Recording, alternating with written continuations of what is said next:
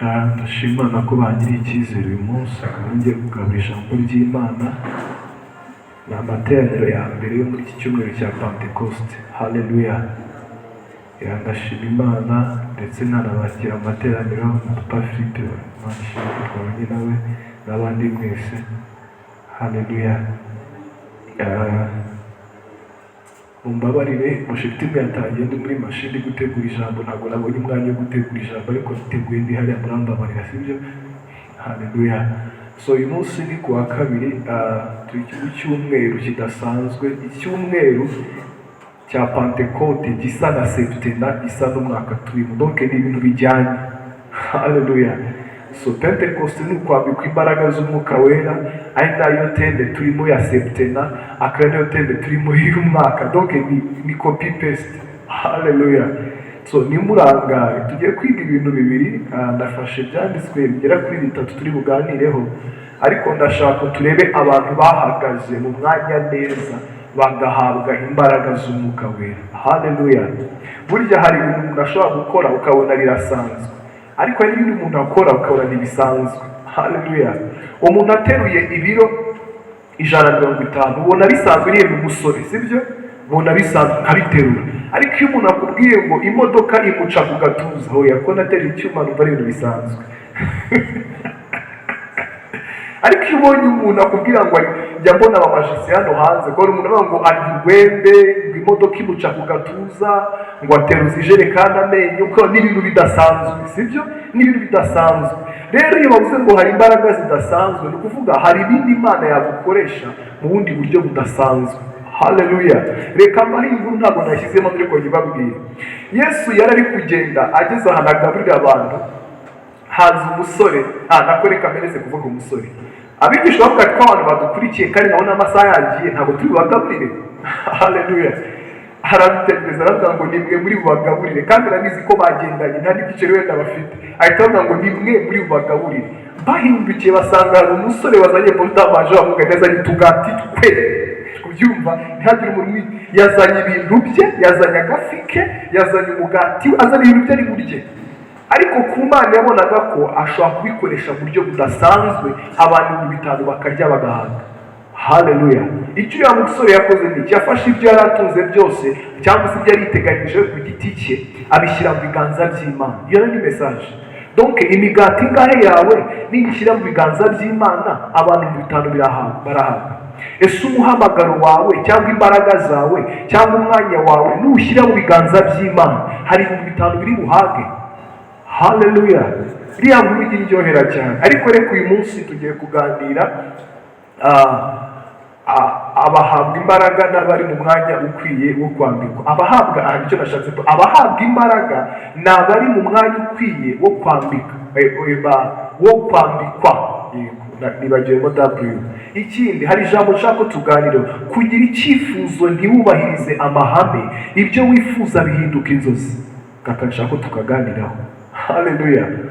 Kugira ibintu wifuza mu mutwe, cyangwa se kugira icyifuzo usengera, kugira inyota y'ikintu runaka, kugira ugapfuka, Mana wampaye inzu, Mana wampaye imodoka, Mana wampaye umugore, Mana wampaye umwana, Mana wampaye waciye inzira kuri iki kabona iki kibanza, no ufite icyifuzo. Ariko nutubahiriza amahame, ibyo wifuza byose bihinduka iki? Inzozi. Haleluya. Burya abakristo benshi hari usanga umuntu ari gusengera kandi ukabona ari gusengera ni byiza, ariko nutubahiriza amahame, nutubahiriza ibisabwa, ibyo wifuza byose bihinduka inzozi. Ntabwo bizaba. Kubera iki? Imana iri principle. Haleluya. Iyo ngo genda nzaguhindura, mu yandi magambo nutagenda ntabwo nzaguhindura.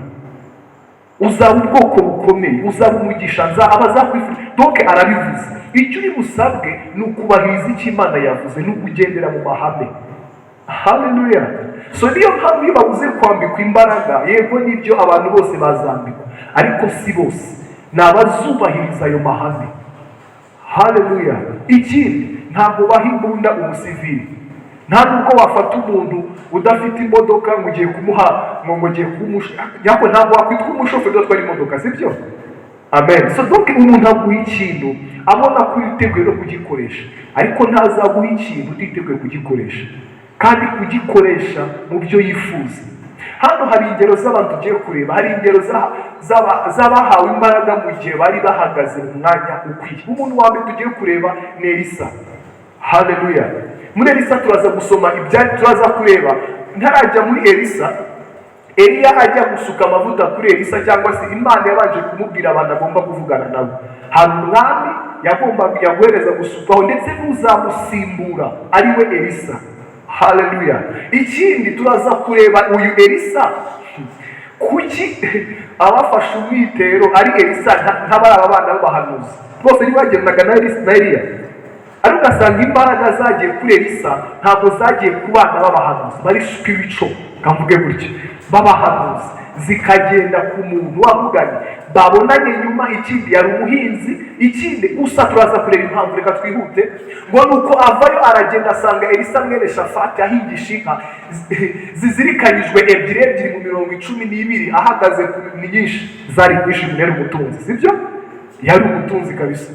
Aha Eliya akerereza aho aramusanga, amunagira umwitero. Kuko unagira umwitero ntabwo bishatse kuvuga akantu kararyohera nkunda kuvuga iki cyanditswe. Kuko unagira umwitero nta jambo ririmo, nta ubwenge ukora gutya. Ariko reba hano, maze Elisa asigaye inkazi arirukanka. Ninde ubwiye Elisa ngo yirukanka? Umuntu uje nkaguha ikoti ryanjye ndakubwiye ngo nkurikire. Haleluya. Nuko uyu mugabo Elisa yari spiritual, yari umuntu ufite amaso y'umwuka, yarahagaze mu mwanya yiteguye kureba buri kintu cyose kiri mu muceho. Arangije arebye umuntu umuhaye umwitero, arirukanka aramubwira ati, ndakwinginze reka mbanze njye guhoberana na data na mama mbone kugukurikira. Ndimubwiye ngo ninde ubwiye umuntu umubwiye ngo reka mbanze ngo ndakwaho umuntu winginze n'uwaguhamagaye? Ntabwo wakwinginga umuntu utakubwiye. Yamubwiye akoresheje iki? Mu mwuka. Haleluya. Yamubwiye uburyo bw'umwuka yakoresheje. Niyo mpamvu amahame ntibisaba gusakuza, ni ukumenya icyo usabwa mu gihe cya nyacyo. Amen. Haleluya. Hari umuntu ushobora kugenda n'abamugana ukabona mugeze kuri serivisi ahantu ibyo barabyihutije kuri iki, dosiye ze zirapanze. Wowe baraza wagenda ushake, cyangwa yuko wavukiye kwa muganga we niba kinabaho genda uri ingaragu, kubera iki? We azi ibisabwa, yazanye dosiye ze neza, dosiye yihuta. Niyo mpamvu mu murimo w'Imana hari abantu bihuta, hari n'abantu bagenda buhoro. Uzi icyo bazira? Bamwe mu bahizi ibisabwa, abandi barakereza, bumva ko ari ibintu by'icyuka biri aho ngaho gutyo gusa. Oya. Amen. Katwihute. Nuko arorera kumukurikira, asubirayo yenda inka ebyiri ziri ahantu yatanze igitambo. Reka nihute tugiye mu Bami ba kabiri, tugiye mugera mu kindi gitabo. Igihe Uwiteka yendaga kuzamura Eliya ngo amujyane mu ijuru, amujyane muri serwakira, Eliya arahagurukana Elisa, bahise bajyana. Ntabwo bavuga abana b'abahanuzi, bavuze ko yahagurukanye nawe. Eliya abwira Elisa ati, ndakwinginze sigara. Eliya yaravuga ati, sigara, ntabwo turi bujyane. Uyu mugabo Elisa yari afite amaso y'umwuka. Niba umuntu akwiyamye, turaza kureba inshuro yamubwiye ngo sigara, ariko akanga gusigara, akavuga ngo turajyana aho turi bujyane hose. Haleluya. Aramubwira ngo siga. Nuko Uwiteka intumye i Beteli, ibaza Imana. Aha reka tuvugishe ukuri, turi mu nzu y'Imana. Nje ndabwiye mama Debora ntuga ati, rero uyu munsi Imana irambwiye ngo nitujyane. Ari ushobora ko bankurikira kandi Imana ivuze. Uyu baramubwiye ngo Imana irantumye kandi ntabwo idutumanye, kuko Uwiteka antumye i Beteli. Ntabwo abatumye ari babiri, amutumye ari umwe, ariko undi yanze gusigara. Haleluya. Kuko hari ikintu arimo arareba. Kuko twavuze ngo abantu bahabwa imbaraga ni abahagaze mu mwanya neza, babari bagize wabwo abantu bafite matiriti. Nkurahiye Uwiteka uhoraho n'ubugingo, sinsigara. Nubwo Imana yawe yakubwiye ngo situjyana, ariko njye n'ubugingo bwanjye ntabwo nsigara, ndakugenda ku kirenge. Haleluya. Ndabwira ibanga rimo hano. Bagezeyo abana b'abahanuzi i Beteli babaza gusanganira Elisa, baramubwira bati, aho uzi ko umunsi Uwiteka agiye kugukuraho shobuja? Dore ijambo nshaka umusiga ndaza kwigarukaho, iri jambo shobuja. Kuko nibamara gutwara Eliya, Elisa arataka ngo data. Umva ko aba bana b'abahanuzi barabona uyu muntu nka shobuja, ariko Elisa we aramubona nka papa. Ntabwo uri kubyumva. Uze gusoma neza cyane. Barabwira ngo ntuzi ko agiye gukuraho shobuja. akantu mugafate turakagarukaho. Arabasubiza ati yenda biza ariko nimuceceke nzi icyo ndimo ndakora. Amen. Eliya arongera aramubwira ati Elisa ndakwinginze sigara hano. So bwa kabiri aramubwiye iyo unakubwiye ikintu inshuro rimwe mugamba arimo arakwiyama. Sigara hano. Amen. Kuko Uwiteka nubwo Yeriko arahinduye abavuga bwa mbere avuze Beteli. Hano haje Yeriko. Uyu muntu aracyensista. Haleluya.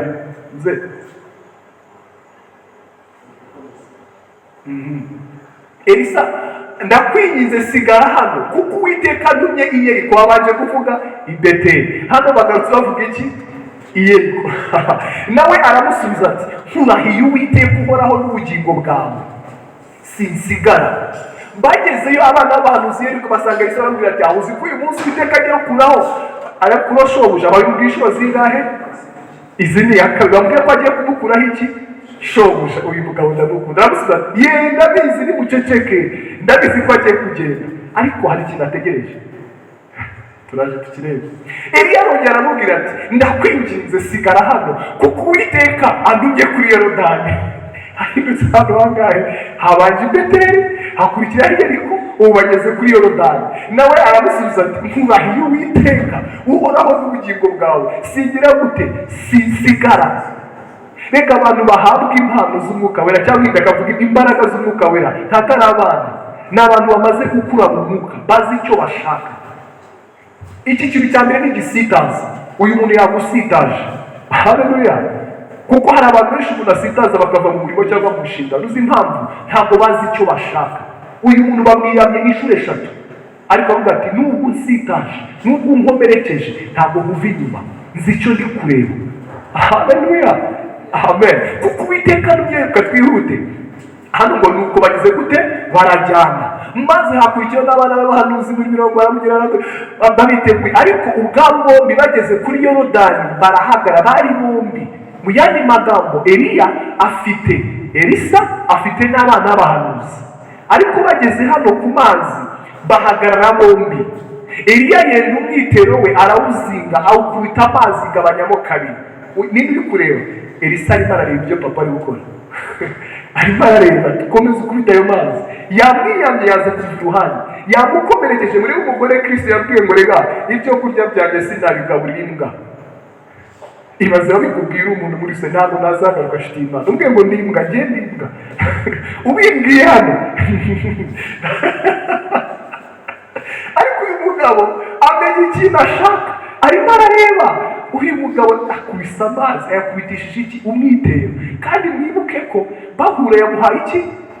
Umwitero. Eliya yenda umwitero ayagabanya bombi. Bageze hakurya yari abwira Elisa ati nsaba icyo ushaka cyose. None yabonye umwana saba icyo ushaka. So ndabona noneho amaso yawe yabaye mazima, ndabona umutima wakuze, ndabona amatite yawe yakuze, ndabona noneho wamaramaje. Aravuga ati nsaba icyo ushaka ndakigukora ntaratandukanywa nawe. Elisa aramusubiza ati ndakwinginze ndaga imigabane ibiri y'umwuka. Mu yandi magambo mpadapo posho.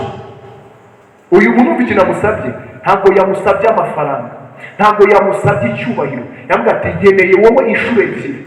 Reba ikintu yarwaniye yasize iki? Yavuye mu murima asiga indogo inuza inka 12. So yarebye inshuro zingana ahubwo ziranarenga na 24 asize inka 24. Ikindi arazibazi azitambye n'igitambo ahindutse umutini akurikiye umugabo ufite ikirenge na Bibiliya tu. Baragiye kuko uyu mugabo ameze nk'evangeliste ntabwo yagiraga bamugana arigenderaga aramukurikiye. Ariko ageze hano ndakwinginze ndabwa imigabane. Dore ikintu yamushakagaho ni iki ngiki, yashakaga imigabane ibiri. Amen. Eliya aramusubiza ati uransaba ikiruhije. Wumva iki kintu neza amusubiza uransaba ikintu kigoye kuko imigabane numva atari ibintu byoroshye. Ariko yabonye ko ni ibintu bikomeye n'imbaraga ndengakamere, ni ibintu biri wavuga ni ibintu bidasanzwe. Haleluya. Icyakora numbona nkigukurwaho dore aka kantu, numbona bamaso, numbona ngenda ufunguye amaso yawe, numbona nyibukurwaho birakubera bityo, ariko nufunga amaso ngenda ntacyo uri bubone. uri kubyumva? ntabwo nibuguhereze. icyo nkeneye ni ukuba amaso, urebe uburyo nsenga, urebe icyo mvuga, urebe amasengesho dukora, urebe buri kintu cyose, ube maso ntihagire ikintu kigucika. ntabwo amusabye ikintu kigoye na yambwiye ko amusabye ikiruhije, ariko icyo amusabye mwumva kitagoye kuba maso. ariko nutambona siko biri bube. tugende bakigenda bagana boneka igare ry'umuriro n'amafarashi. iyo ndi gusoma Bible biramwicaye muri iyo filime, nkabona nka serwakire n'amagare, nkabona nuko Eliya ajyanwa mu ijuru muri serwakire. Elisa abibonye cya kintu nakubwiraga, yari akiri maso yari akiri maso. Elisa abibonye arataka kuko yari akiri maso, ntabwo yari asinziriye. data byaje ngo nakubwiye shobuja na data ni bamwe. aha niho hazamo sonship, umwana n'umubyeyi. kuko uyu mugabo ugiye guhabwa imbaraga ntabwo ari umuntu usanzwe. aba bana b'abahanuzi impamvu batahawe imbaraga yari shobuja. aba ngaba ariko uyu aje vuba ariko yahishuriwe data, papa wabereye Isiraheli amanya n'amafarashi. nuko ntiyongera kubona ukundi, maze afata umwambaro we awutanyaguramo kabiri. ari guhamagara nde? ari kubwira, ari gusenga, ari n'isengesho.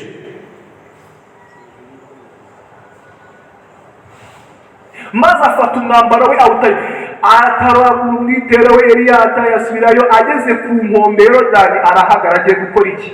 agiye gukora ibyo yabonye, ntabwo agiye gukora ibyo avumbuye. ahagaze exactly kuri ya mazi.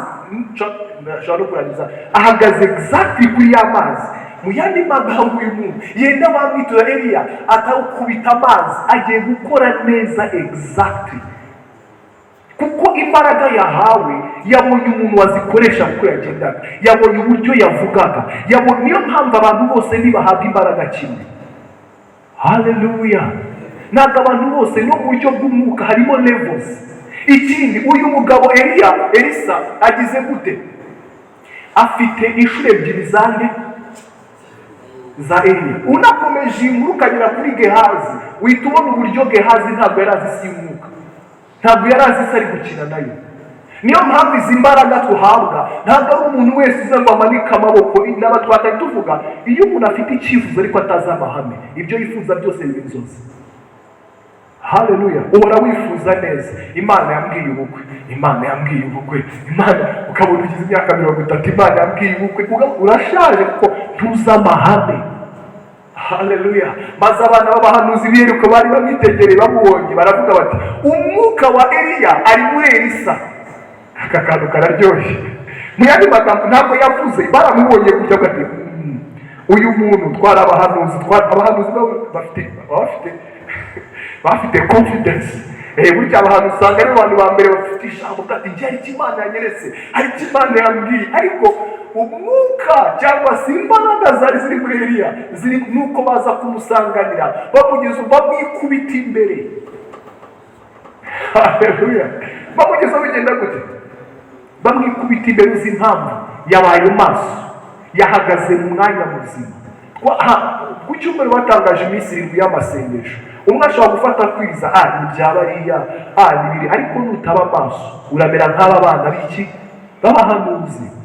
ubona umuntu mu minsi 7 ubuzima bwe bari transformed mu mwanya muto. uyu muntu uko aje ejo bundi kuki ari umeze gutya? kubera iki? yabaye amaso, nta kiri kumucika. kuko Elisa asubira inyuma, yanyuze muri Yorodani nk'uko Elisa yabikoze. yakubise umwitero, amazi aratandukana. kadukomeze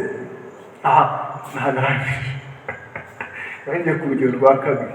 hari icyo nashaka kuvuga muri aha ngaha, nuko iyo umuntu ahagaze ahasabwa agomba kuba ari akumvira, akaba maso, akareba ibiri gukorwa, ntarangara, arafata. Haleluya! amen. hari ikintu cya mbere Imana yamishuriye. kera iyo abantu bateranaga ari bakeya, nateguraga ijambo rijyanye n'abantu bake. kubyumva. Nabona abantu buzuye, najya gutegura agategura ijambo rinini mbona rikomeye, nyuma Imana irambwira ngo ujye ufata umuntu umwe nk'igihugu. Kubyumva, jya ufata umuntu umwe nk'igihugu, kuko ushobora gutinda imbere y'umuntu umwe, uwo muntu agahindura abantu 100. Haleluya!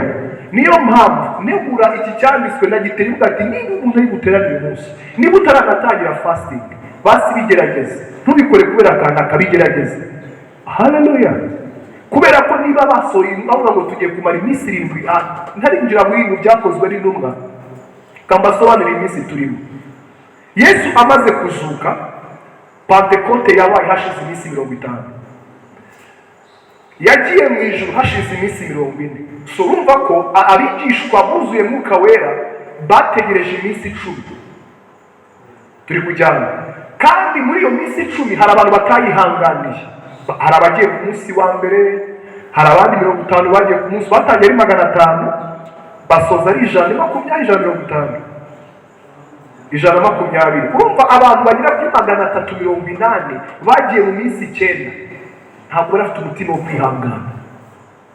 Ari natwe tugiye kureba hano urugero rwa kabiri, intumwa cyangwa se intumwa za Kristo. Niyo mpamvu umuntu udafite gutanga ikiguzi no kwihangana hari imbaraga atazahabwa.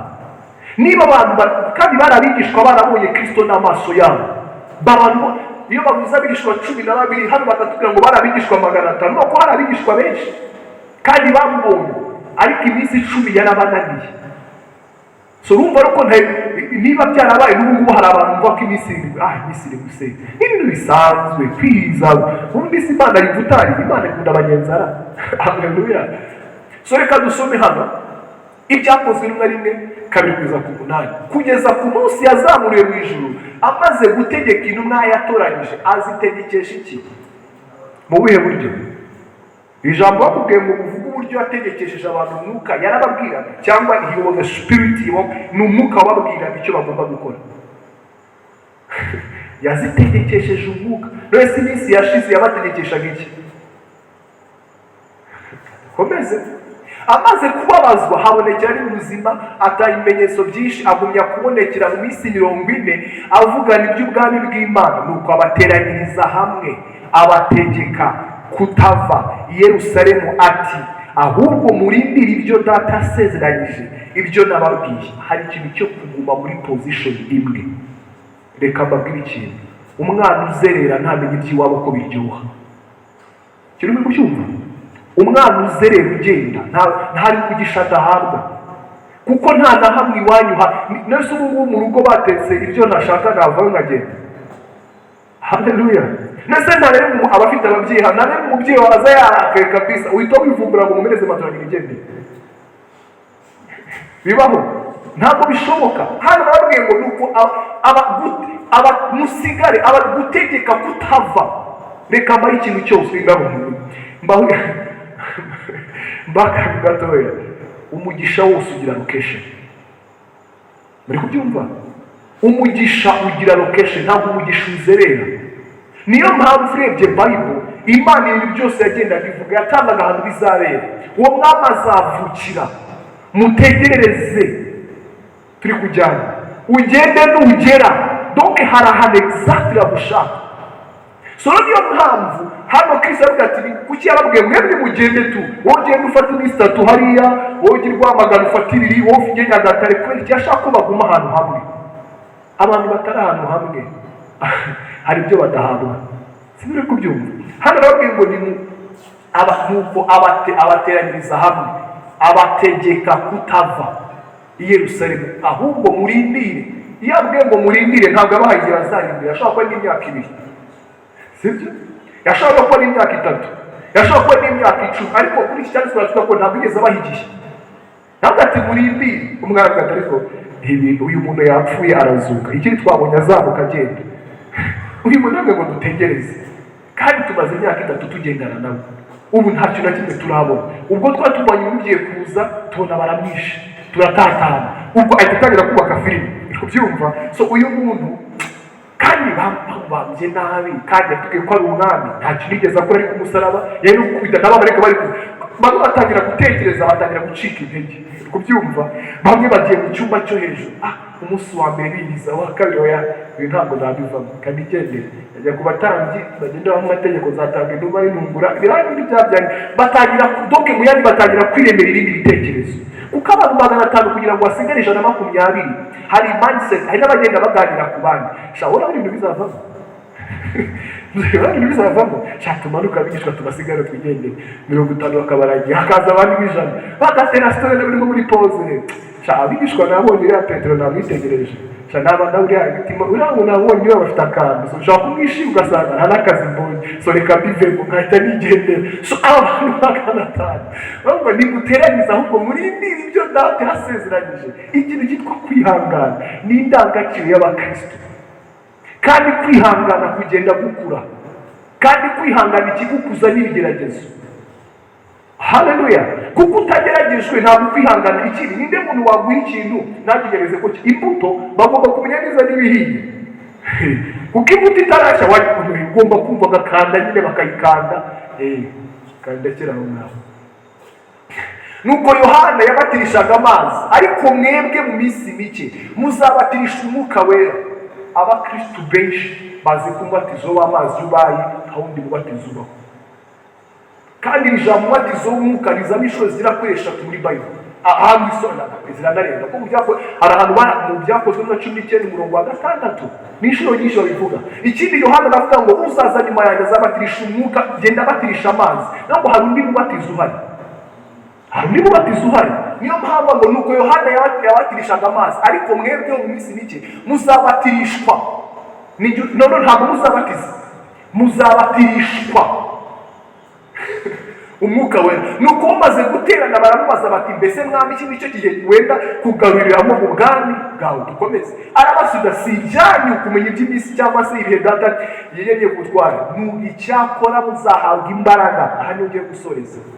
Icyakora muzahabwa imbaraga umwuka wera nabamanukira kandi muzabagabo bo guhamya iby'i Yerusalemu, Yudaya yose, Samariya kugeza ku mpera y'isi. Ndabaza ikibazo afika twibaza ibibazo muri iki cyanditswe.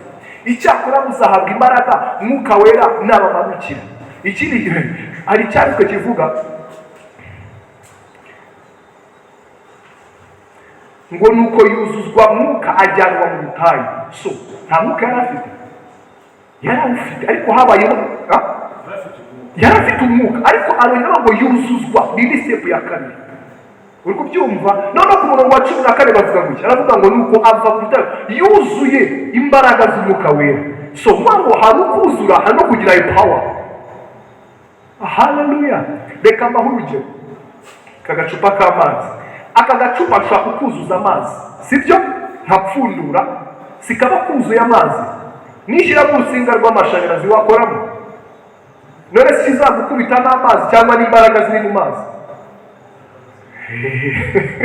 So hari igihe wuzura mwuka wera ariko hari igihe haba hakenewe imbaraga. Haleluya. Hari igihe haba hakenewe imbaraga. Ndabaha urugero. Hari intumwa zakiriye nanjye na Safira bazanye icya 10.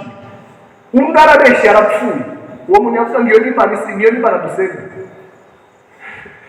Ni gute Imana yica umuntu ubundi? Si ikibazo wakwibaza nk'umukristo. Kubeshya gusa. Kubeshya mbese ni bande babeshya icya 10 hano Nyamata.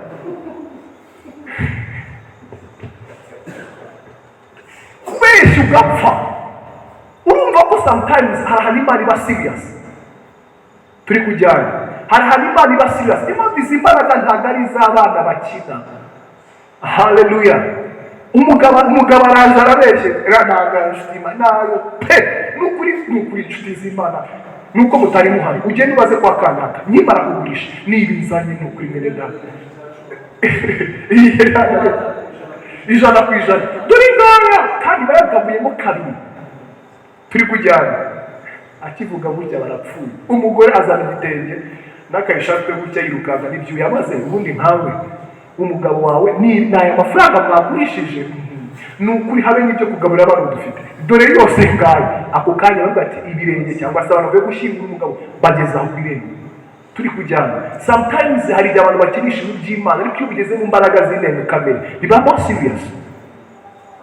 Haleluya. Ikindi ntabwo umuntu wahawe imbaraga z'umwuka wera ahinduka umuvuzi kamvuga kaka ntabwo ahinduka uwogeza, ntavuga, ahinduka umuhamya. Baramuka wera kandi muzaba abagabo bo kuhamya, kumpamya cyangwa se ubuhamya. Umuntu uhamya n'uvuga ibyo yabonye, yaravuga ati ni ukuri. Ndabaha urugero kugira ngo mwumve aka kantu k'ubuhamya. Reba uyu Musamariyakazi amaze guhura na Kristo, ntabwo yagiye afite ibindi bintu byinshi, yagiye avuga ibyo yabonye. Nabonye umuntu wandondoye ko ndi ubusambanyi, sibyo? Byonyine uburyo afite confidence yo guhamya ikintu. Ntibamubonamo uburaya, bamubonaga baravuga ati ibintu umuntu ari kuvuga ari serious. Turi kujyana nubwo yari umunyamakosa, nta hantu Imana itagukura, nta naho Imana itakugeza, ibyo ndabyemera. Haleluya. Nukuri nta hantu Imana itagukuza. Icyakora iri jambo ngo icyakora abakurwa b'Imana nuko nimuhabwa izi mbaraga, umwuka nabamanukira, nabasukwaho, nabatembaho, kandi muzaba abagabo guhamya. Umugabo ni ukuvuga ngo nukuri ndabizi Imana yawe, ufite ukwizera guhamye. Haleluya. Ikindi akaba kadusoreze hano, katuvuga ingingo, yateguye ingingo nkeya trisakata. Turabona umwanya wo gusenga, hari Imana turaza gufata imiryango, hari icyifuzo ndi bubahe. Abari amaso nabitse nabi nihutaga, biteguye gutanga ikiguzi bose nibo bahabwa izo mbaraga. Abari maso biteguye gutanga ikiguzi nibo bahabwa iki? Izo mbaraga. Twabonye uburyo Elisa yatanze ikiguzi. Yaravuga ati uyu muntu hari ikintu namurungurutsemo. Uyu Eliya ntabwo ari umugabo ugenda, ntabwo ari inzererezi, ntabwo ari imburamukoro. Ndi ready yo gutanga inka zanjye, ndi ready yo gusiga umurima, ndi ready yo gutanga igitambo nkakurikira uyu muntu. Ikindi yamukomerekeje inshuro 3 yanga kumuvaho. Kubera iki? Nyuma y'amagambo ari kukuvamo, ariko hari umwuka ndi kukubonaho. Uri kubyumva?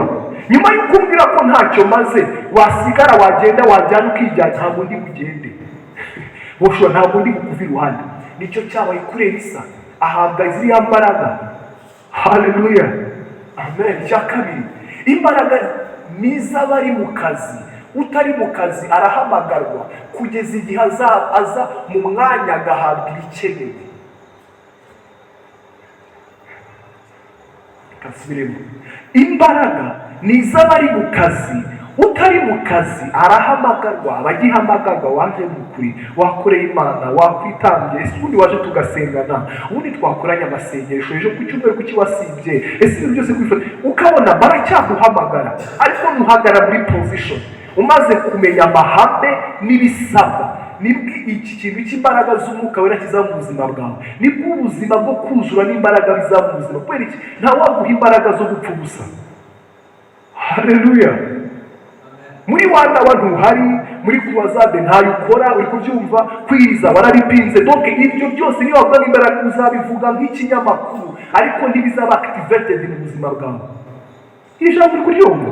Niyo mpamvu aho kugira ngo niba uzi neza ko waba usaba imbaraga z'umwuka ushaka iki, Imana yarabisezereje muzahabwa imbaraga, ariko uza abantu bazihawe. Petero yasohotse afite ubushizi bw'amanga, aravuga nawe kandi gusenga nibwo Imana yamishuye. Irambwira ngo reba uriya mugabo namwibagiye, uyu bateye amabuye ntuza Stefano, ibaze amabuye y'amasarabwe yamubereye umunyenga. Urumva izo mbaraga kubita ibuye mu majigo, Mana gushimura mwiza. Kubera iki? Yari yuzuye izindi imbaraga. Bamucira mu maso, ndakubona wicaye ku buryo bwa Data. Haleluya. Barimo bamukubita amasarabwayi, kubyumva. Ariko kuko ari imbaraga afite, ibishagira byamubereye ubuki. Ntabwo muri kubyumva kandi kararyoshye. Niyo mpamvu abatipe bambaye imbaraga bakoze ibintu bihambaye. Hari aho bambwiye Pawulo, ntabwo ndi kwibuka neza, hano Pawulo bambwiye ngo nusubire barakwica. Ngo niyo ngo niteguye gutanga, ngo niyo banyica, ngo gufunga izi kumfunga ibintu biroshye, ariko njye icyo nshaka ngo banangisha ahubwo, kuko icyo nshaka ni ukunezeza umwana. Kuko ntabwo yabivugaga n'umunebwe. Barabagabo baragendaga, yaraza ngo naciye Efeso ngo aberekera akomeza, mwene barakoraga. Ariko umuntu wicaye mu nzu y'Imana udakora, cyangwa ukeretse ibintu by'ubumana, izo mbaraga Imana zimwereye. Edeni ni kosa kumubwira iteme kuko ntacyo yamumarira. Haleluya. Umugaba w'ingabo w'ikirenga ni Kristo kandi ni umunyembaraga. Niyo mpamvu akora n'abashaka imbaraga z'umwuka kugira ngo abatume, abakoreshe cyangwa agire gute abohereze. Akabiri kucyumva, uyu mugabo dukora ni umunyembaraga. Afite ni chief of command, ni general, ni afande, ni papa, ni Imana, ni umunyembaraga ariko ntagakorana n'abanebwe. Haleluya. Niyo mpamvu akeneye abantu biteguye kuba ingabo kugira ngo abahe imbaraga, babakoreshe, abatume cyangwa se abohereze. Haleluya. Imana idufashe. Uyu munsi mbifuza ko dusaba Imana hano nk'iwacu muri yarasi ya Nyamata, abantu bahagarira umwanya wabo neza. Haleluya. Umuprotokoli agiye umwanya we neza, umuririmbyi agiye umwanya we neza, umudiyakoni agiye umwanya we neza, umuntu wese ahagarare muri position ye neza. Imana iramwambika. Haleluya. Ikindi, Imana ntabwo yiteguye gukoresha impumyi cyangwa igipfamatwi, yiteguye gukoresha umuntu ureba kandi wumva. Uyu mugabo Elisa twavuze, urebye iriya nkuru wicaye ukayisoma nk'inshuro esheshatu uyisubiramo, usanga uyu mugabo yari afite uburyo areba ibintu. Ni gute nakujugunyira ikoti ukambwira ngo ndakwinginze waretse nkabanza nkajya gusezera Peter ko twari turi kumwe mu kanya, wambabariye? Ikoti riravuga. Afite understanding, afite kureba, afite undi mwuka. Haleluya. Ikindi, amubwiye inshuro eshatu, twebwe iyo umuntu akwiyamye ijambo ariko undi kutuje kumusura, Mana ifite abashyitsi ushaka kwijijisha ariko tugakomezanya. Ariko wimbwiye inshuro ya kabiri ugati umuntu ari serious, nayitangiye. Ariko abana b'abahanuzi barabimubwiye, aravuga ati muceceke ibyo ndabizi. Nyir'ubwite avuga ati mvi inyuma, yamubwiye i Yeriko, amubwira i Beteli, amubwira Yorodani. Ni nko kuvuga ati ubundi wamvuye inyuma ko ntashaka kujyana nawe. Ariko we kuko hari understanding, hari andi maso yari afite, yagumye inyuma y'umuntu w'Imana. Haleluya. Ahabwa bya bindi kandi ntabwo yatindanye nawe. Mu yandi magambo, abana b'abahanuzi n'abaviye kavuge gutya, bamaze igihe bari kumwe n'uyu muntu. Ariko uyu Elisa ni mushya. Abamusanze mu nzira ari kugenda agiye kwimika umwami. Sinzi yari agiye kwimika umwami. Ageze aca ku murima gutya, abona umugabo ari guhinga, amujugunya umwenda arikomereza, izuba riri kuva, ahita amenya iki giye gukurikiraho. Nyuma y'iminsi mike bavuga nibwo yahawe izi mbaraga, abandi bari gukerensa. Abana b'abahanuzi bamurushije ubuhanuzi ariko bamukubise imbere nyuma, kuko Elisa yahagaze muri position ye neza. Haleluya. Intumwa twavuze bari bafite ubwoba bwo guhamya Kristo before Holy Spirit, sibyo? Ariko bamaze kwambikwa cyangwa se Pentecost imaze kuba, nibwo bamenye neza uburyo bari buvuge Kristo batunguye. Iyo usomye ibyakozwe n'intumwa, hari bavuga ngo nuko bavuga Kristo bashize amanga. Uzi gushira amanga ni ukuvuga donc ni ukuvuga Kristo ukamuvuga neza, ukamuvuga nkaho kugira ngo kandi mwibuke ko Paulo ntabwo yabanaga nande. Paulo ntabwo yabanaga na Kristo, ntabwo babonanye. Ariko urebye uburyo yanditse ibitabo bye, ugira ngo yaranye na Kristo neza. Kubona hari uburyo avuga Kristo, avuga nk'umuntu bari close, turi kujyana. Aravuga umutima wa Kristo, uyu ngo nimugire wa mutima wari muri Kristo. Uyu muntu yawumenye gute? Umwuka. Yasobanukiwe neza, yamenye neza, Imana yaramuhumekeye. Niyo mpamvu tugiye gusenga. Haleluya. Kandi uburyo tugiye gusenga ni ibintu Imana yashyize ku mutima bwawe. Turi muri wanawa, tugiye gufata inguni n'imiryango. Buri muntu wese, turi abantu bangahe? Turi abantu 9, sibyo? Dufite umuryango umwe, 2, 3, sibyo? Babiri barahagara hariya, abandi babiri bahagarare hano, abandi babiri bahagarare hano kuri uyu muryango. Ubwo n'abantu bangahe? 6. Abandi 3 barafata iriya nguni, undi afata iriya nguni, undi afata iriya nguni. Turasa. Mwabyumvishe? Ntabwo ndi kubwire ngo jya he aho ujye hose nta kibazo. Ariko turasengera iki? Turambuye amateraniro akerensa, abantu baza amateraniro buryo bukerensa, umuntu akaza yakerwe, undi akaza. Dukeneye amasengesho n'amateraniro y'umwuka wera. Haleluya. Murabona ko ku cyumweru barasiga bakererwa, ni ikintu twasengera Imana igatabara. Haleluya. ikindi dusaba Imana imbaraga z'umwuka wera ziraninge mu itorero, kuko iyo umwuka wera yakoze ntabwo uvuga, ibintu birikora pe, ntabwo uvunika. Ariko igihe cyose ukoresha imbaraga zawe uravunika. Karibu reka bimurage mu mwanya we, hagira uhagarara hariya, hanyuma dusenge duhamagara Imana isuku umwuka wayo mu itorero.